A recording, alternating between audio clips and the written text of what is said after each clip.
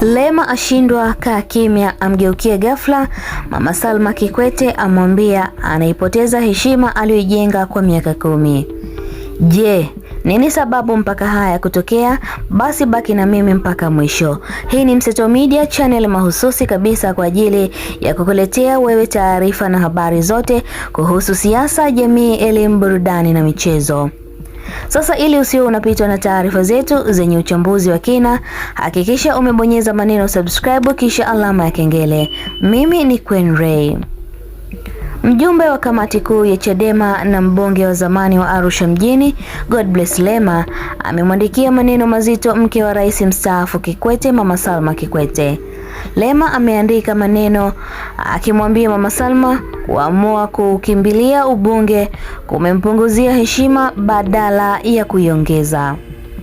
Maneno ya Lema yanadaiwa yamekuja baada ya video fupi ya Mama Salma inayosambaa mtandaoni ikimwonyesha akiwa bungeni akisema anashangaa Rais Samia kuandamwa na maneno mengi badala ya kusifiwa kwa makubwa aliyoyafanya, ikiwemo uchaguzi kufanyika bila kuimba hela kutoka mataifa ya nje, huku Mama Salma akimaliza kwa kusema wataendelea kumsemea na kumtetea Rais Samia.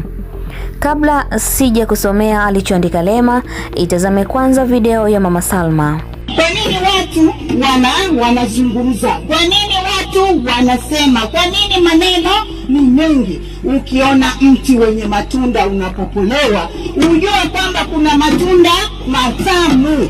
Na ndiyo maana Mama Samia mara huku anasema hivi, kwa kazi kubwa na nzuri ambazo amezifanya katika taifa hili. Mama Samia anafahamika hata kwa kazi kubwa na nzuri, anafahamika Afrika na duniani, na ndio maana hata dunia inamtokea kwa kumpa awadi mbali kwa ajili ya kazi zake.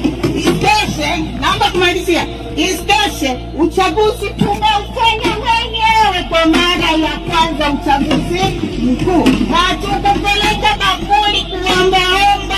Sasa hii wale wanawausi nini? Tufanye, tuendelee kulinda amani yetu, tuendelee kuitunza amani yetu.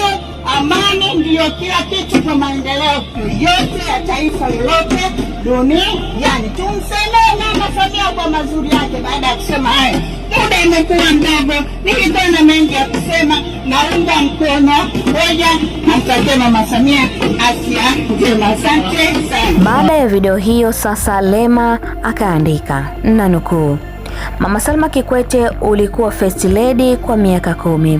Hiyo ilikuwa heshima kubwa na ya kutosha kubaki nayo. Kuamua kutafuta nafasi ya ubunge kumepunguza heshima badala ya kuiongeza. Kinachoonekana si huduma mpya kwa taifa, bali ni kushuka daraja lisilo la lazima.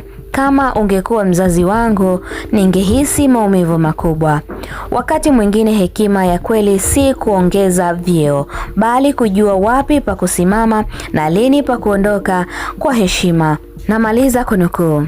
Kwenye posti hiyo ya Lema walikomenti watu mbalimbali, lakini nikisoma chache, huyu Nobly HD ameandika, hapa umeropoka. Haya maneno hayana hekima wala busara ya aina yoyote. Ni wazi una chuki na wivu. Watu wa fizioloji tunapima tu maumivu yaliyo moyoni mwako yaliyosababishwa na wivu mkubwa. Pole, utapona soon anyways.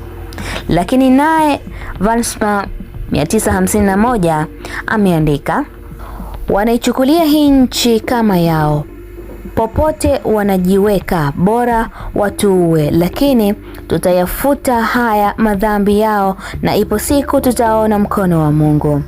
Mtazamaji wa Mseto Media, hayo ndiyo yaliyojiri, ambapo tumeona Godbless Lema amemwambia Mama Salma Kikwete kuwa kugombea ubunge kwake kumempunguzia heshima, bora angebaki na ile hadhi ya mke wa rais mstaafu, yaani first lady wa awamu ya 4. Je, wewe unalipi la kusema? Tuandikie hapa chini na sisi tutasoma. Queen Ray, Mseto Media.